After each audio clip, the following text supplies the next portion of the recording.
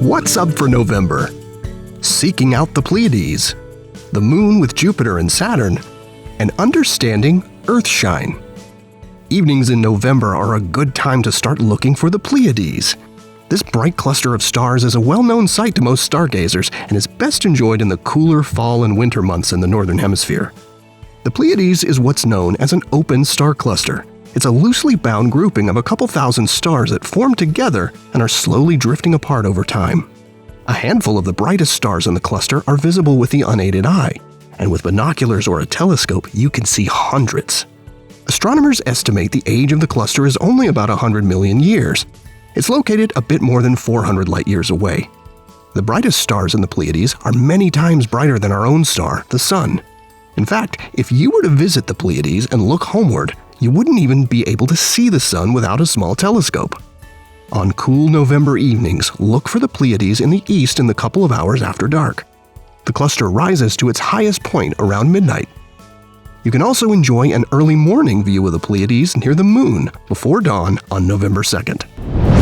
On November 18th and 19th, enjoy a lovely crescent moon near Jupiter and Saturn after sunset. The two planets have been brilliant highlights of the night sky for much of this year and are now getting closer together in advance of their super close pairing in mid-December. More about that next month, but for now be sure to watch as they draw a little nearer to each other each week. You may have marveled at how brightly a full moon can light up a nighttime landscape, but have you ever noticed how Earth can illuminate the night side of the moon? This eerily beautiful glow is called Earthshine. It's sunlight that's been reflected off of Earth, then bounced off the moon and back to our eyes.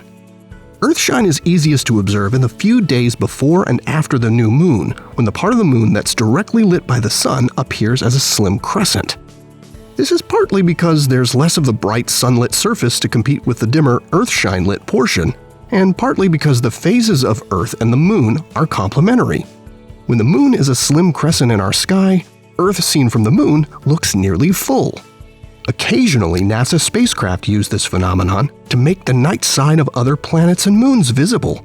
For example, Saturnshine on Saturn's moons, and Ringshine lighting up Saturn itself as seen by NASA's Cassini spacecraft.